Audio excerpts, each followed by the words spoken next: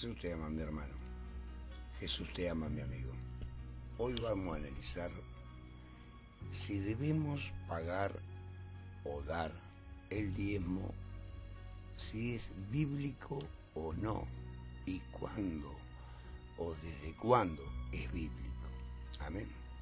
Bueno, buscando información encontré un texto que está muy bien detallado y dice así: la Biblia acerca del diezmo cristiano. Pregunta: ¿qué dice la Biblia acerca del diezmo cristiano? Respuesta: diezmar es un asunto con el que muchos cristianos luchan. En muchas iglesias ponen demasiado énfasis en diezmar. Al mismo tiempo, muchos cristianos rehúsan someterse a la exhortación bíblica tocante a ofrendar al Señor. Diezmar, ofrendar, intenta ser un gozo, una bendición.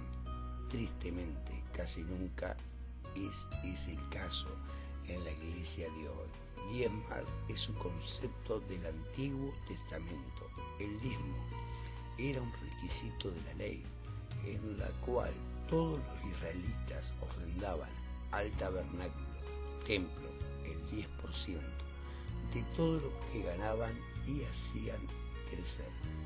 Levítico 27:30, número 18:26, Deuteronomio 14:23 y Segunda de Crónicas 31:5.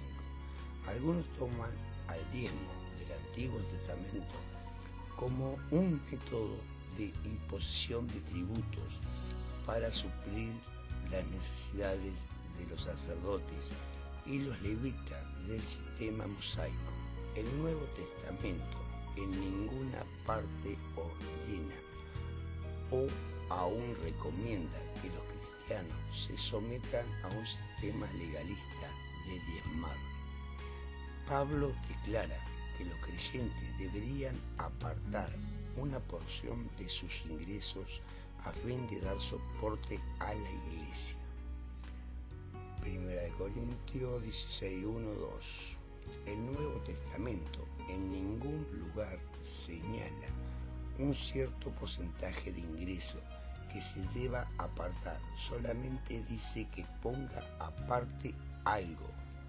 Poner aparte algo, no dice el 10%. Estamos hablando de lo que Pablo aconseja o sugiere para sustentar la iglesia.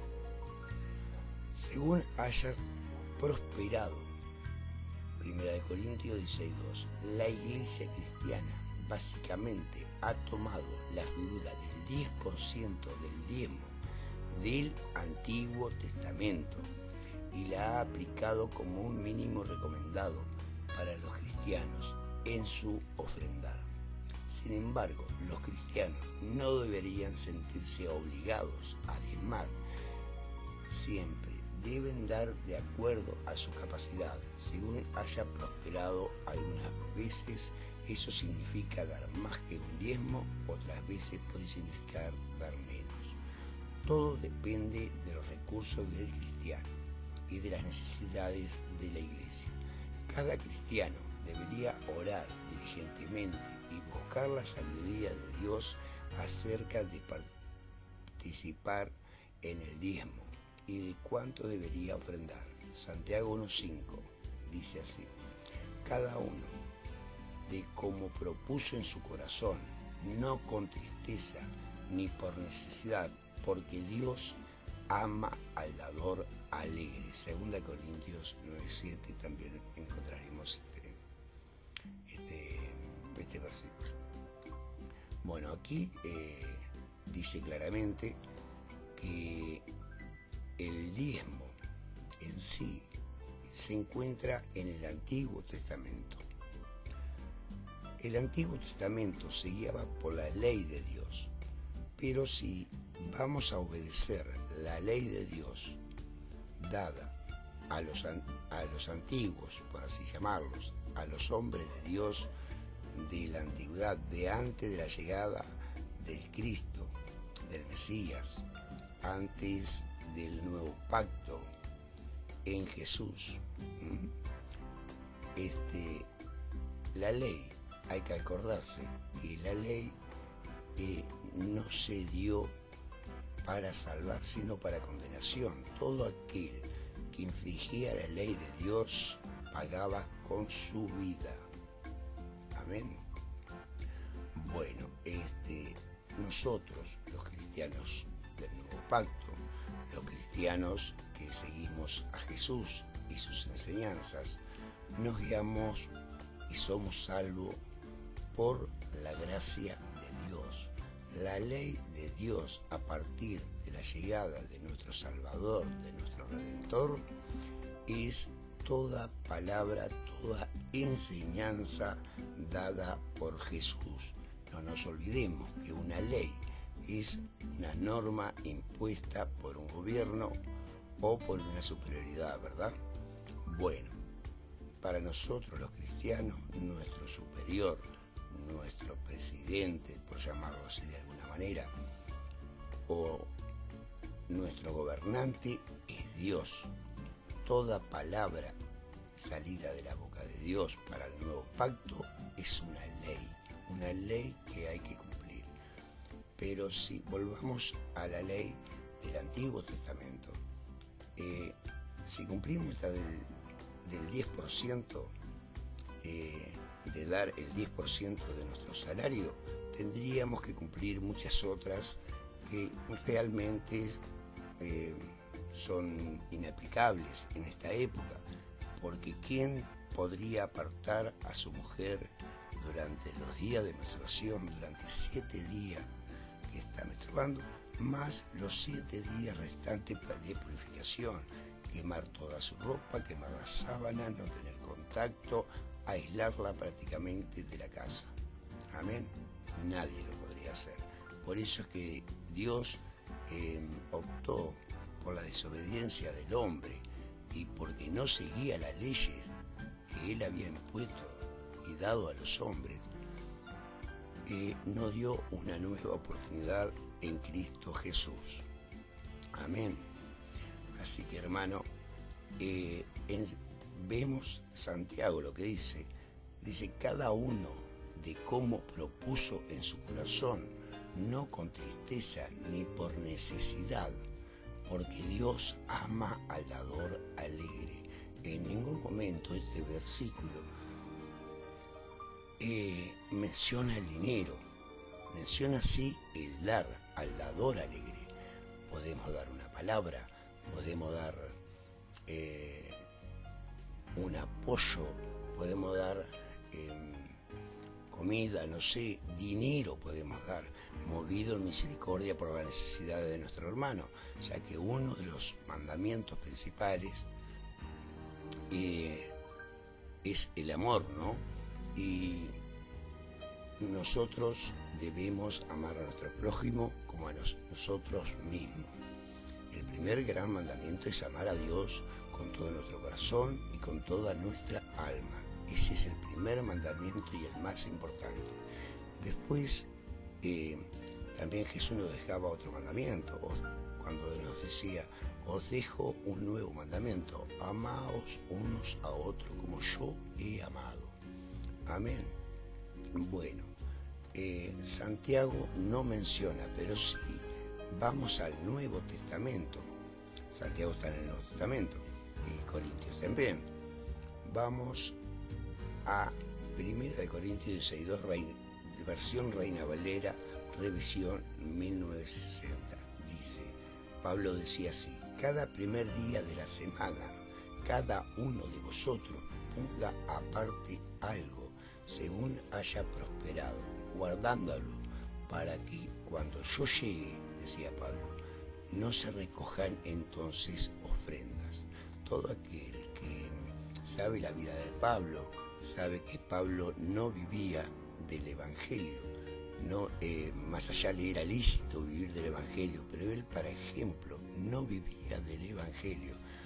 Y en alguna ocasión también Pablo dijo, todo aquel que no trabaje irremediablemente muera de hambre. Pero ese es otro tema, otro punto a analizar. Bueno, mi hermano, En el Nuevo Testamento no encontramos un versículo que digas que tengas que dar un 10% de tu salario. Amén. Porque no es bíblico para nosotros. ¿Por qué digo para nosotros? Porque nosotros, los cristianos, somos salvos por gracia y no por ley. Nos regimos por el nuevo pacto de Dios dado a los hombres. Nos regimos y seguimos al único dador de la verdad, de la vida, y el único camino para la salvación es Jesús. Amén. Y nos guiamos por sus enseñanzas, nos guiamos porque Él es el único que debemos seguir. Amén. Así que, mi hermano, no te aflijas si no estás diezmando, si no podés diezmar, que no sea parte de discusión el diezmar o no diezmar. Recuerda que el que da para agradar a Dios. El que no da, el que no diezma también para agradar a Dios. Amén. Pablo, si hubiera sabido que el decir este pensamiento, esta necesidad para sustentar la iglesia antigua, se usa cada vez prácticamente más para convencer de que sí hay que dar un 10%.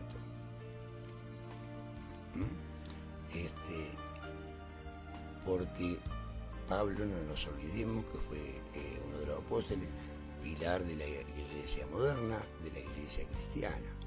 Amén. Uno de los propulsores, diría yo, más importantes para la iglesia cristiana. Amén. Y el fundamento, no nos olvidemos, es Jesús, la roca, el cimiento sólido. Amén, hermano. Pablo no se imaginaría que en esta época habría gente que en sí usa algunos versículos bíblicos del Nuevo Testamento, que en realidad son dos, y utiliza el Viejo Testamento engañando a los creyentes, engañando a los hijos de Dios, aquellos que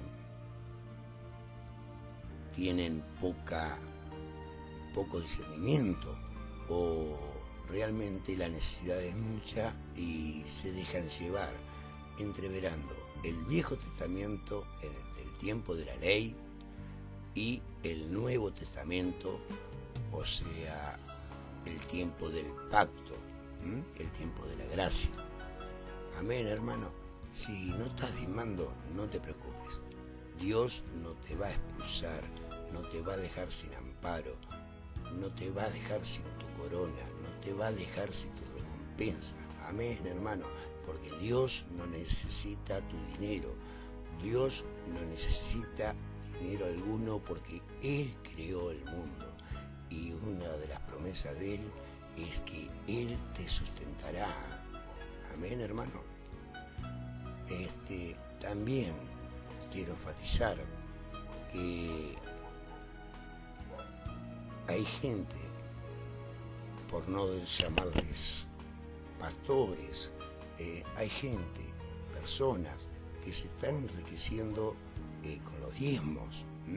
Si realmente es un diezmo dar algo para sustentar la iglesia de hoy día, mal llamada iglesia, porque deberían llamarse casa de oración, no creo que el sustento deba ser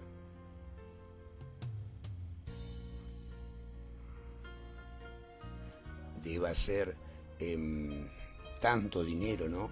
Que se recauda normalmente con 3 o 4 funciones, le diría yo, porque la palabra de Dios se disfraza en esos lugares para poder convencer al creyente, al hombre que va por Dios a las iglesias, para que diezme y ofrende cada vez más.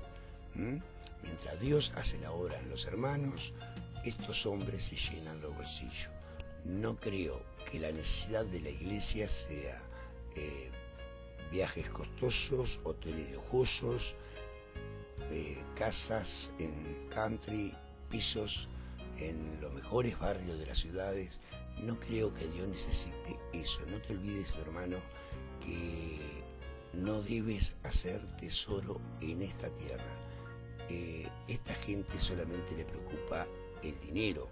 A nosotros los cristianos nos preocupa otra cosa, porque ya que no debemos hacer tesoros donde la orina y la polilla corrompen, hacemos tesoros en los cielos. Amén. Hacemos tesoros en los cielos. ¿De qué manera? Prosperando, predicando la verdad,